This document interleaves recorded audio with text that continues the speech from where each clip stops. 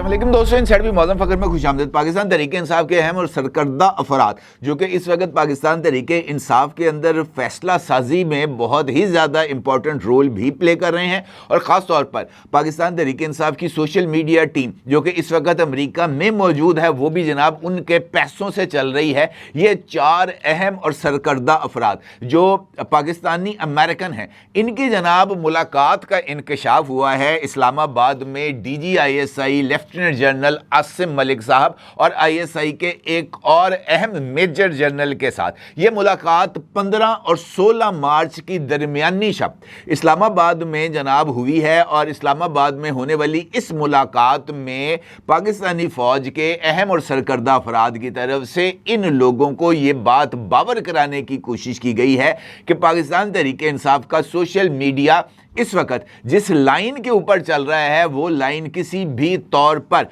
जो है वो पाकिस्तान के मफाद में नहीं। लिहाजा ज़रूरत इस अमर की है कि पाकिस्तान तहरीक इंसाफ और ख़ास तौर पर पाकिस्तान तहरीक इंसाफ का ओवरसीज़ चैप्टर इसको ज़िम्मेदारी का मुज़ाहरा करते हुए वो तमाम लोग जो रियासत पाकिस्तान पर हमला आवर हैं, उनकी जनाब बीख नहीं करनी चाहिए। DGISI lieutenant general Asim Malik साहब और दीगर से मुलाकात करने वालों में डॉक्टर मलिक उस्मान साहब शामिल हैं। ये वो शख्सियत हैं जनाब जो कि अभी एक बिल पास जो पेश हुआ है जो विल्सन की तरफ से, जिसके अंदर chief of army staff general Asim Munir साहब पर पाबंदियां आयद करने का मुतालबा किया गया है। और इस बिल में जो कांग्रेस है अमेरिकन, उससे कहा गया है कि अगर 180 दिन के अंदर जो हुकूमत पाकिस्तान है वो सियासी आज़ादियों को बहाल नहीं करती, इंसानी हकूक़ की पासदारी नहीं करती, तो फिर पाकिस्तान का जो सिपह सलार है यानी chief of army staff general Asim Munir साहब, उनके ऊपर पाबंदियां आयद कर दी जाएं और उनके अमेरिका आने पर भी पाबंदियां आयद कर दी जाएं। ये जो बिल जो विल्सन की तरफ से तैयार किया गया था, डॉक्टर मलिक उस्मान साहब जो विल्सन के साथ राब्ते में रहकर उन्होंने अपनी सरबराही में ये जो बिल है इसको तैयार किया था। इसका मतलब ये है, ये मिसाल आपको मैंने इस वजह से दी है कि अंदाज़ा हो सके कि वो कौन से अहम लोग हैं जो कि इस वक्त इस्टेब्लिशमेंट के साथ राब्ते में आ चुके हैं। इसी तरह मुलाकात करने वालों में से दूसरी शख्सियत है डॉक्टर सायरा बिलाल। ये भी पाकिस्तान तहरीक इंसाफ के ओवरसीज़ चैप्टर की एक अहम और सरकर्दा लीडर हैं, और ये भी जनरल आसिम मुनीर साहब पर पाबंदियां आयद करवाने में डॉक्टर मलिक उस्मान के साथ खासी हद तक मुतहर्रक रहीं। तीसरी शख्सियत हैं डॉक्टर मोहम्मद मुनीर साहब, और चौथी शख्सियत हैं तनवीर अहमद साहब। ये एक कारोबारी शख्सियत हैं, इनका ताल्लुक ह्यूस्टन टेक्सास से है, और ये भी पाकिस्तान के हवाले से और PTI के हवाले से जो मौक़िफ़ है उसको लेकर आगे चलने में इनका भी बड़ा इंपॉर्टेंट किरदार है। अब ये जो तफसीलात हैं ये इस वजह से अहमियत की हामिल हैं कि इस मुलाकात की खबर के बाहर आने के बाद पाकिस्तान तहरीक इंसाफ के अंदर से मुख्तलिफ तरह का रद्द अमल सामने आया है, और ये रद्द अमल ना सिर्फ बहुत ही ज़्यादा चौंका देने वाला है, बल्कि ये इस बात की तरफ इशारा कर रहा है कि पाकिस्तान तहरीक इंसाफ के तमाम रैक्स एंड फाइल के अंदर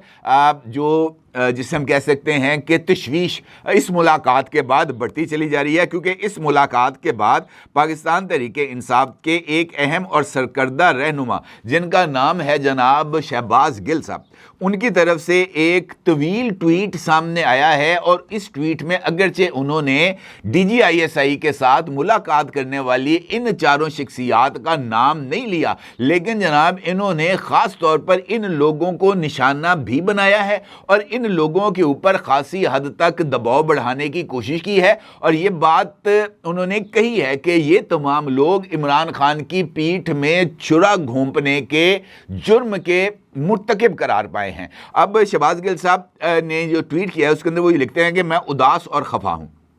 मैदान जंग में हम सब का अपना किरदार होता है। जंग में फ्रंट लाइन पर मौजूद शख्स को लड़ना, हमला करना और दबाव डालकर जगह बनानी होती है। मुखालिफिन को पीछे धकेलना होता है, उनका किरदार मुज़ाकरात करना नहीं होता। अगर दबाव बनाने का जिम्मेदार ही मुज़ाकरात कार बन जाए तो दबाव कौन डालेगा?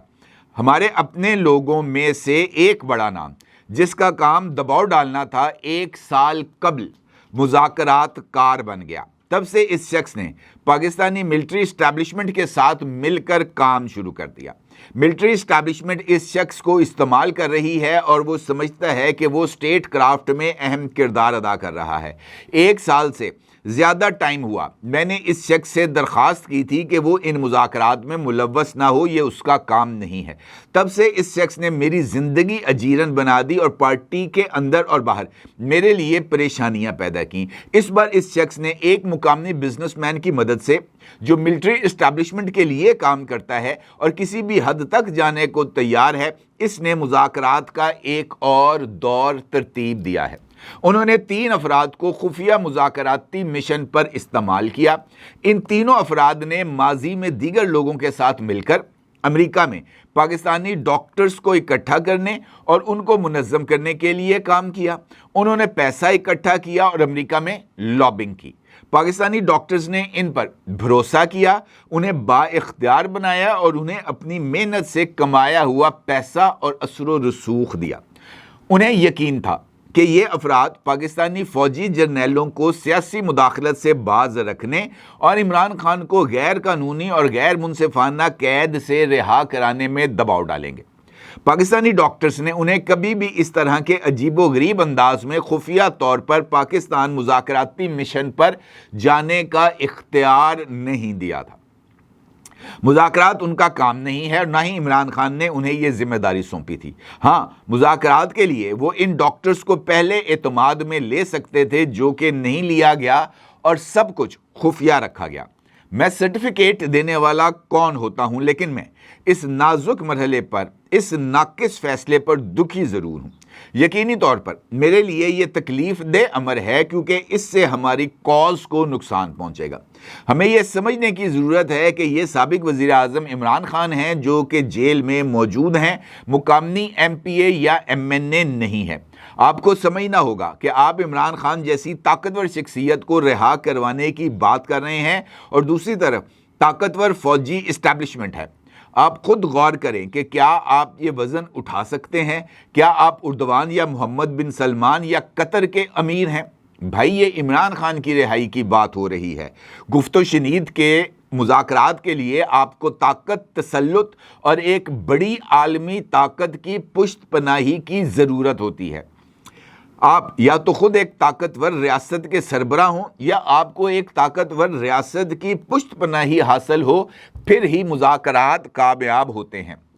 अपने आप से पूछें, अगर कल पाकिस्तानी मिलिट्री इस्टेब्लिशमेंट अपने वादों से पीछे हट जाती है, जिसकी वो सलाहियत रखती है और माजी भी, तो आप क्या करेंगे? आप पाकिस्तानी मिलिट्री को कैसे पाबंद करेंगे? मुज़ाकरात ख्वाहिशात पर मबनी नहीं होते, मुज़ाकरात हक़ाइक़ पर होते हैं। हर कोई एक अहम और बड़ा किरदार अदा करना चाहता है, लेकिन हमें ऐसे किसी भी किरदार के लिए साइन अप करने से पहले अपने आप और अपने इर्द गिर्द के लोगों के साथ ईमानदार होना चाहिए और अपनी कैपेसिटी को भी देखना चाहिए। हमारी हद से ज़्यादा ख्वाहिशात, एम्बिशंस या गैर जिम्मेदार मुहिम जोई हमारे कॉज को नुकसान पहुंचा सकती है। ये शहबाज गिल साहब हैं। अब अगर आप शहबाज गिल साहब के इस ट्वीट को एक मरतबा फिर देखें, जो कि सोशल मीडिया पर मौजूद है और अपनी स्क्रीन पर भी देख सकते हैं,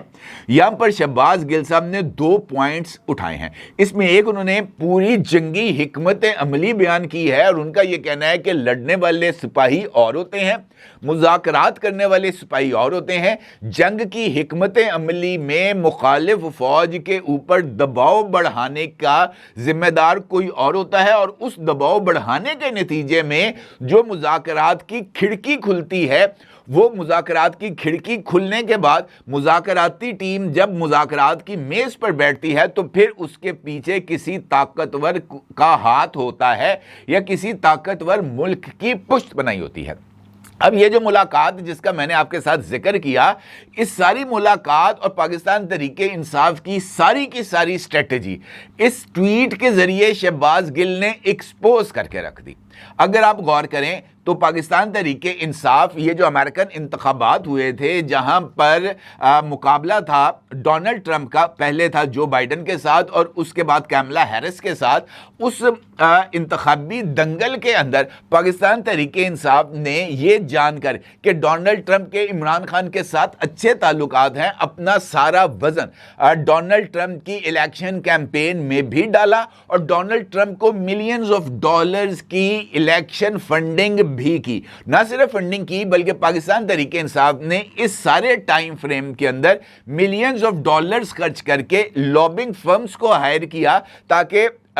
جو ہے ڈونلڈ ٹرمپ وہ اپنی الیکشن کیمپین اور الیکشن جیتنے کے بعد اپنی پہلی سپیچ میں عمران خان کے حوالے سے کسی نہ کسی طریقے سے ان کی گرفتاری کا معاملہ اٹھائیں تاکہ پاکستانی حکومت پر دباؤ آئے، اور یہی وجہ ہے کہ پاکستان تحریک انصاف نے ڈونلڈ ٹرمپ کو اپنا ابو قرار دیا تھا، اور ابو قرار دینے کا مطلب خود شہباز گل نے اس بات کو تسلیم کیا اپنے اس ٹویٹ کو جو میں نے ابھی آپ کے سامنے پڑھ کے سنایا کہ مذاکرات اسی صورت کامیاب ہوتے ہیں جب آپ ڈونلڈ ٹرمپ ہوں، محمد بن سلمان ہوں یا قطر کے امیر ہوں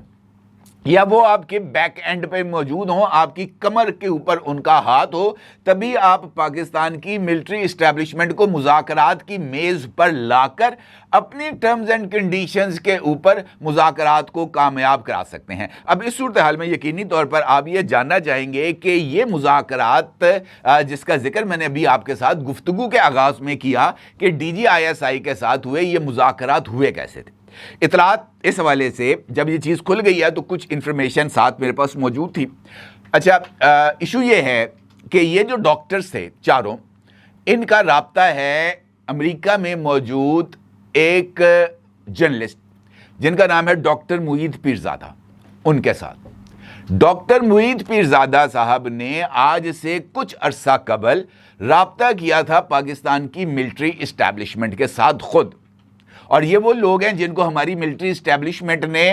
بڑھا چڑھایا تھا۔ یہ وہ لوگ تھے جو کسی کام کے نہیں تھے، نکمے تھے، لیکن چونکہ اس وقت پروجیکٹ عمران خان کو کامیاب بنانا تھا تو اس طرح کے جو لوگ تھے، انگریزی اچھی بول لیتے تھے، ان کو جناب لا کر مین سٹریم میڈیا پر بٹھایا گیا اور بٹھا کر نواز شریف کے خلاف پروپیگنڈا میں اور عمران خان کی امیج بلڈنگ میں معید پیرزادہ، وجاہت احسان خان، عمران ریاض خان، کاشف عباسی، اس طرح کے لوگوں کو پمپ کیا گیا تاکہ مین سٹریم میڈیا کے اوپر عمران خان کے حق میں آواز ہی بلند ہو، اور نواز شریف کا جو آرگومنٹ ہے یا عمران خان کی نیریٹو کے مقابلے میں جو کاؤنٹر نیریٹو مسلم لیگ نون، پیپلز پارٹی یا دیگر جماعتیں ڈیولپ کر رہی ہیں، ان کو یکسر نظر انداز کر کے ففتھ جنریشن وارفیئر کے نام پر پاکستان کے نوجوان کی ذہن سازی کی جائے۔ اب معید پیرزادہ بھی انہی لوگوں میں شامل تھا جن کو پاکستانی اسٹیبلشمنٹ نے چنا اور چن کر ہمارے سروں کے اوپر مسلط کر دیا۔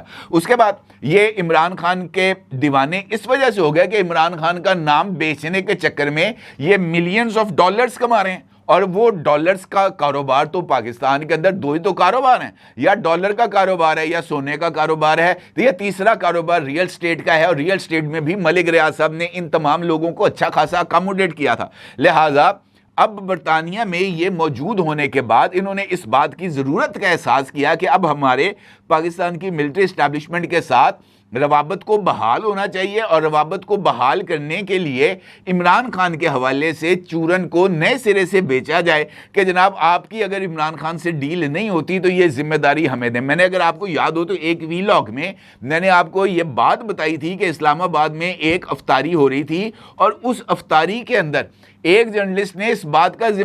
ذکر کیا تھا اسد کیسر کے ساتھ کہ جناب اگر آپ کی صلح نہیں ہو رہی اسٹیبلشمنٹ سے پائن سا اندر سوسی کٹاڑا کو مسئلہ حل کرا دیئے۔ اب آپ اندازہ لگا سکتے ہیں یہ وہی چینل ہے، یہ وہی لوگ ہیں جن کو ملٹری اسٹیبلشمنٹ نے اٹھایا تھا۔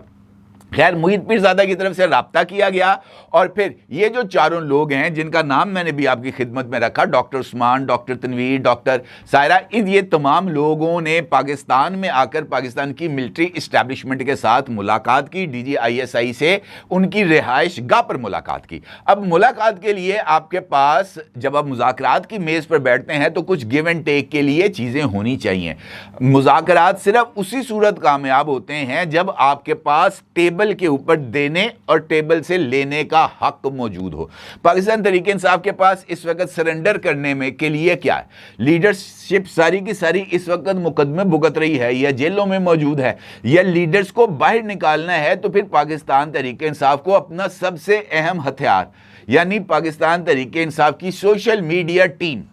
اس کو سرنڈر کرنا ہے۔ ٹھیک ہے جی، پاکستان تحریک انصاف نے اپنی سوشل میڈیا ٹیم کو سرنڈر کرنا ہے پاکستان کی ملٹری اسٹیبلشمنٹ کے روبرو، اور اس کے اگینسٹ کسی نہ کسی طریقے سے یہ جو ایشوز ہیں ان کو سیٹل کرنے کا معاملہ آگے بڑھ سکتا ہے۔ لیکن اس کے لیے بھی شرط یہ ہے کہ عمران خان کو اپنی زبان سے اس بات کا اعتراف کرنا ہوگا کہ 9 مئی کو جو کچھ ہوا وہ غلط تھا اور وہ ایسا عمل تھا جس کی کسی بھی طور پر پذیرائی نہیں کی جا سکتی، اور میں بطور چیئرمین پاکستان تحریک انصاف اس کی ذمہ داری لیتا ہوں، اور جو کچھ ہوا اگرچہ وہ پارٹی پالیسی نہیں تھی لیکن میں اس کے اوپر اظہار ندامت کرتا ہوں، اس پر افسوس کا اظہار کرتا ہوں اور اس کی مذمت کرتا ہوں۔ اس کے بغیر معاملہ آگے نہیں بڑھنا۔ اب دیکھنے والی بات ہے کہ کیا یہ دو لوگ، یہ جو 2 پوائنٹس ہیں، یہ لوگ جو مذاکرات کے لیے آئے تھے، کیا یہ اس پر کامیاب ہو سکتے ہیں؟ ان میں سے ایک چیز تو وہ کر سکتے ہیں اور وہ ہے سوشل میڈیا ٹیم، کیونکہ سوشل میڈیا ٹیم کا جو ملینز آف ڈالرز کا ایکسپینس ہے وہ امریکن ڈاکٹرز ہی اٹھا رہے ہیں۔ اوورسیز پاکستانیز کا یہ جو چیپٹر ہے یہی ان کے تمام تر جو بوجھ ہے مالیات کا وہ اٹھا رہے ہیں، اور فواد چودھری صاحب جو کہ ایک سیزنڈ پولیٹیشین ہیں، ان کی طرف سے ان رابطوں کا خیر مقدم کیا گیا۔ انہوں نے ٹویٹ کیا، ان کا یہ کہنا ہے کہ پاکستان کی ملٹری اسٹیبلشمنٹ کی طرف سے یہ جو امریکن ڈاکٹرز ہیں، اوورسیز پاکستانیز ہیں، ان کے ساتھ رابطہ، ان کو اپنے ساتھ انگیج کرنا ایک خوش آئند عمل ہے اور درست سمت میں ایک قدم ہے۔ اب یہ 2 مختلف رائے آ رہی ہے آپ کے سامنے جو میں رکھ رہا ہوں۔ فواد چودھری اس ملاقات کو انڈورس کرتے ہوئے اس کو درست سمت میں ایک قدم قرار دیتے ہیں، کیونکہ فواد چودھری یہ سمجھتے ہیں کہ پاکستان تحریک انصاف کے وہ سوشل میڈیا اکاؤنٹس جو خاص طور پر بنائے ہی فوج کے اوپر تنقید کرنے کے لیے تھے، ان کا بند ہونا اور پاکستان تحریک انصاف کا واضح طور پر ملٹری اسٹیبلشمنٹ کے خلاف بنائے جانے والے بیانیے سے دوری اختیار کرنا سب سے مستعمل اقدام ہے اگر پاکستان تحریک انصاف نے تعلقات اسٹیبلشمنٹ کے ساتھ بحال کرنے ہیں۔ شہباز گل کہتے ہیں کہ جناب یہ جو کچھ ہو رہا ہے یہ ایک سوچا سمجھا منصوبہ ہے عمران خان کی پیٹھ پہ چھرا گھونپنے کا۔ اب اس کے دوران ایک تیسرا اینگل سامنے آتا ہے، اور حیدر مہدی صاحب جو کہ جن کو پاکستان تحریک انصاف اگرچہ ڈس اون کرتی ہے لیکن اس کے باوجود جو ہے حیدر مہدی صاحب نہ صرف سامنے آتے ہیں بلکہ حیدر مہدی صاحب یہ جو ملاقات ہے اس ملاقات کے حوالے سے ایک ٹویٹ کرتے ہیں، اور اس ٹویٹ کے اندر وہ ان مذاکرات کاروں کی پاکستان کی ملٹری اسٹیبلشمنٹ کے ساتھ ملاقات کے لیے چارٹر آف ڈیمانڈز کو تجویز کرتے ہیں۔ چارٹر آف ڈیمانڈ کیا ہے؟ وہ یہ کہتے ہیں اگر پاکستان آرمی کے جرنیل واقعی پاکستان کو بچانے میں سنجیدہ ہیں تو معاہدے عمل اور متعین مدت کے ساتھ یہ ڈائیلاگ کا ایجنڈا ہونا چاہیے۔ نمبر 1، عاصم منیر کو آرمی چیف کے عہدے سے ہٹایا جائے۔ نمبر 2، عمران خان سمیت تمام سیاسی قیدیوں کو رہا کیا جائے۔ نمبر 3، 8 فروری کے انتخابی مینڈیٹ کو بحال کیا جائے اور عمران خان کو دوبارہ وزیر اعظم بنایا جائے۔ نمبر 4، 9 مئی، 8 فروری اور 26 نومبر کے واقعات پر آزاد دانہ عدالتی کمیشن قائم کیا جائے۔ نمبر 5، 26ویں آئینی ترمیم کو منسوخ کیا جائے۔ نمبر 6، عدلیہ کو اس حالت میں بحال کیا جائے جو 26ویں ترمیم سے پہلے تھی۔ جسٹس منصور علی شاہ صاحب کو چیف جسٹس سپریم کورٹ اور جسٹس محسن اختر کیانی کو چیف جسٹس اسلام آباد ہائی کورٹ مقرر کیا جائے۔ یہ مطالبہ ہے پاکستان تحریک انصاف کی سوشل میڈیا ٹیم اور وہ لوگ جو کہ پاکستانی فوج کے خلاف نیریٹو بلڈنگ کے اندر ہراول دستے کا رول پلے کر رہے ہیں ان کی طرف سے۔ اب اس کا مطلب یہ ہے کہ اگر میں اس کو سیفلی کنکلوڈ کروں تو ایک موومنٹ ہوئی ہے جس کے ذریعے اوورسیز پاکستانی چیپٹر جو کہ اس وقت پاکستان تحریک انصاف کو آپ بوجھ اٹھا رہے ہیں مالیاتی اعتبار سے، ٹھیک ہے جی، کیونکہ یہ فنڈنگ کی سپلائی لائن ہے۔ اگر فنڈنگ کی سپلائی لائن کٹ گئی تو سوشل میڈیا ٹیم کو، جس طرح پی ٹی آئی کے اب یہاں پر دفاتر بند ہو رہے ہیں، عملے کو تنہائی نہیں مل رہی، اسی طریقے سے سوشل میڈیا ٹیم جو نیریٹو بلڈنگ کے لیے پیسے اکٹھے کر رہی ہے وہ ختم ہو جائے گا۔ اس کا مطلب یہ ہے کہ یہ ایک پہلا سٹیپ ہے۔ دوسرے سٹیپ میں ڈس انگیجمنٹ ہے، یعنی ڈس اون کیا جائے گا یہ جو اوورسیز پاکستانی ہیں ان کی طرف سے فوج مخالف بیانیے کو، اور یہ وہ سچویشن ہے جو شہباز گل ہوں، حیدر مہدی ہوں، عادل راجہ ہوں، وجاہت احسان خان ہوں، یہ ان تمام لوگوں کے لیے قابل قبول نہیں ہے۔ اگرچہ یہ ایک درست سمت میں قدم ہے، لیکن مجھے ایسے لگتا ہے کہ یہ قدم پاکستان تحریک انصاف پر اور پاکستان تحریک انصاف کے social media narrative building team کے لیے نہ صرف ایک ڈراؤنا خواب ثابت ہونے جا رہا ہے، بلکہ ممکنہ طور پر عمران خان صاحب کے لیے بھی یہ ایک بہت بڑا سیٹ بیک ثابت ہوگا، کیونکہ اگر فائنینشیل سٹریم رک جاتی ہے، پاکستان کی نیشنل اسمبلی، سینٹ اور کے پی اسمبلی میں فارورڈ بلاک بن جاتا ہے، تو پھر عمران خان صاحب کے لیے جائے پناہ صرف اور صرف اڈیالہ جیل ہی رہ جائے گی۔ پھر اس کے بعد انہوں نے باہر آ کے جو ہے وہ پھول مکھانے بیچنے ہیں، پھر ان کے علاوہ تو اس کے پاس ان کا کوئی آپشن ہی باقی نہیں رہ جاتا۔ لہٰذا پاکستان تحریک انصاف کی یہ جو چیخیں نکل رہی ہیں یہ اسی وجہ سے نکل رہی ہیں کہ پائیں دانا پانی مک رہا جائے۔ اپنی رائے کا ضرور اظہار کیجیے گا۔ آپ کا بہت شکریہ۔ اللہ حافظ۔